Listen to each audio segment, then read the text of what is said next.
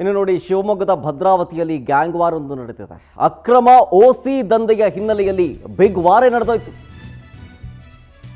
ಶಿವಮೊಗ್ಗದ ಭದ್ರಾವತಿಯಲ್ಲಾಗಿರೋ big war ಇದು, gang ವಾರು. ಉಜ್ಜನಿಪುರ ಸರ್ಕಲ್ನಲ್ಲಿ ಮಾರಾಮಾರಿ ಆಗಿದೆ. ಯಾವತ್ತು ಅಂತಂದ್ರೆ ಫೆಬ್ರವರಿ 9ನೇ ತಾರೀಕು, 10 ದಿನದ ಹಿಂದ್ಗಡೆ. ಫೆಬ್ರವರಿ 9ನೇ ತಾರೀಕು ಸಂಜೆ 5 ಗಂಟೆ 15 ನಿಮಿಷದ ಸುಮಾರಿಗೆ ಈ ಹೊಡೆದಾಟ ಆಗಿದೆ. ಆ ಹೊಡೆದಾಟದ ದೃಶ್ಯ CCTVಯಲ್ಲಿ ಸೆರೆಯಾಗಿದೆ.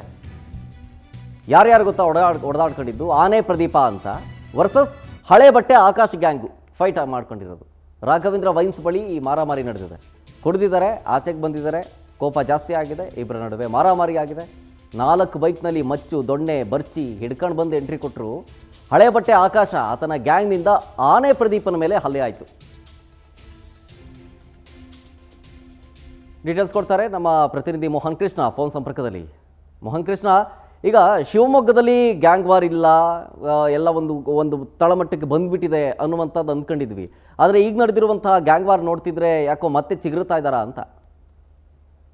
ಎಸ್ ಶರತ್, ಏನು ಭದ್ರಾವತಿಯಲ್ಲಿ ನಡೆದಿರುವಂತಹ ಈ ಒಂದು ಘಟನೆ ಇದೀಗ ಈ ಅಕ್ರಮ ಓಸಿ ದಂಧೆ ಇನ್ನೂ ಕೂಡ ಇದೆ, ಮುಂದುವರೆದಿದೆ ಎಂಬಂತಹ ಒಂದು ಒಂದು ಹಿನ್ನೆಲೆ ಕಂಡು ಬರ್ತಾ ಇದೆ. ಶರತ್, ಭದ್ರಾವತಿ ಉಜ್ಜನಿಪುರ ಸರ್ಕಲ್ ನಲ್ಲಿ ಫೆಬ್ರವರಿ 9ನೇ ತಾರೀಕು ನಡೆದಿರುವಂತಹ ಈ ಒಂದು ಘಟನೆ ನಿಜಕ್ಕೂ ಕೂಡ ಭಯಭೀಕರವಾಗಿದೆ. ಗ್ಯಾಂಗ್ ವಾರ್ ಫೈಟ್ CCTVಯಲ್ಲಿ ಸೆರೆ ಸಿಕ್ಕಿದೆ ದೃಶ್ಯಾವಳಿಗಳು. ಆನೆ ಪ್ರದೀಪ ಮತ್ತು ಆಕಾಶ್ ಗ್ಯಾಂಗ್ ನಡುವೆ ಈ ಒಂದು ಮಾರಾಮಾರಿ ನಡೆದಿರುವಂತದ್ದು. ಇಲ್ಲಿ 4 ಬೈಕ್ ನಲ್ಲಿ ಮಚ್ಚು, ದೊಣ್ಣೆ, ಬರ್ಚಿಗಳನ್ನ ಹಿಡಿದು ಹಳೆ ಬಟ್ಟೆ ಆಕಾಶ್ ಗ್ಯಾಂಗ್ ಏನೋ ಇಲ್ಲಿ ದಾಳಿ ನಡೆಸುತ್ತೆ. ಇಲ್ಲಿ ಆನೆ ಪ್ರದೀಪ ನಿಂತಿರ್ತಾನೆ ಈ ಒಂದು ಸರ್ಕಲ್ ನಲ್ಲಿ. ಇಲ್ಲಿ ಈ ಒಂದು ಗ್ಯಾಂಗ್ ಬಂದು ಒಂದು ಅಟ್ಯಾಕ್ ಮಾಡುತ್ತೆ. ಇಲ್ಲಿ ತಪ್ಪಿಸುವಂತ ಏನೋ ಅಲ್ಲಿ ಒಬ್ಬ ಯುವಕ ಇರ್ತಾನೆ, ಜಪಾನ್ ಅಂತ ಹೇಳಿ ಅವನ ಅಡ್ಡ ಹೆಸರು, ಆತನ ತಲೆ ಬುರುಡೆ ಕೂಡ ಒಡೆದು ಹೋಗುತ್ತೆ. ಈ ರೀತಿನಲ್ಲಿ ಇಲ್ಲಿ ಒಂದು ಸರ್ಕಲ್ ನಲ್ಲಿ ಲಾಂಗು ದೊಣ್ಣೆಗಳನ್ನ ಹಿಡಿದು ಕೂಗಾಟ, ಕಿರುಚಾಟದ ನಡುವೆ ಗ್ಯಾಂಗ್ ವಾರ್ ಒಂದು ನಡೆಯುತ್ತೆ.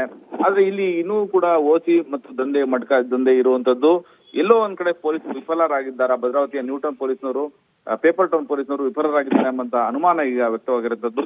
ಈ ಒಂದು ಹಿನ್ನೆಲೆಯಲ್ಲಿ ನೋಡೋದಾದ್ರೆ SP ಅವರು ಈ ಕೂಡಲೇ ಈ ಬಗ್ಗೆ ಒಂದು ಕ್ರಮ ತೆಗೆದುಕೊಳ್ಬೇಕು. ಇದುವರೆಗೂ ಕೂಡ ಯಾವುದೇ ಪ್ರಕರಣ ದಾಖಲಾಗದಲ್ಲೇ ಇರುವಂತದ್ದು ಹಲವು ಅನುಮಾನಗಳಿಗೆ ಇದು ಎಡೆ ಮಾಡಿಕೊಟ್ಟಂತದ್ದು. ಇದು ಪ್ರತಿಷ್ಠಿತ ವ್ಯಕ್ತಿಯೊಬ್ಬರ ಮನೆಯಲ್ಲಿ ಈ ಒಂದು ಬಗ್ಗೆ ಏನು ಒಂದು ಎರಡು ಗ್ಯಾಂಗ್ ನಡುವೆ ಒಂದು ಮಾರಾಮಾರಿ ಏನ್ ನಡೆದಿತ್ತು, ಇವರ ನಡುವೆ ಒಂದು ಖುಲಾಸೆ ಮಾಡುವಂತಹ ಒಂದು ಕೆಲಸ ಕೂಡ ನಡೆಯುತ್ತೆ.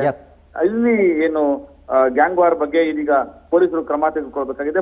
ಪೇಪರ್ ಟೌನ್ ಪೊಲೀಸ್ನವರು ಈಗ ಮುಂದಿನ ಕ್ರಮ ತೆಗೆದುಕೊಳ್ಬೇಕಾಗಿದೆ. Thank you Mohan Krishna ಡೀಟೇಲ್ಸ್ಗಾಗಿ.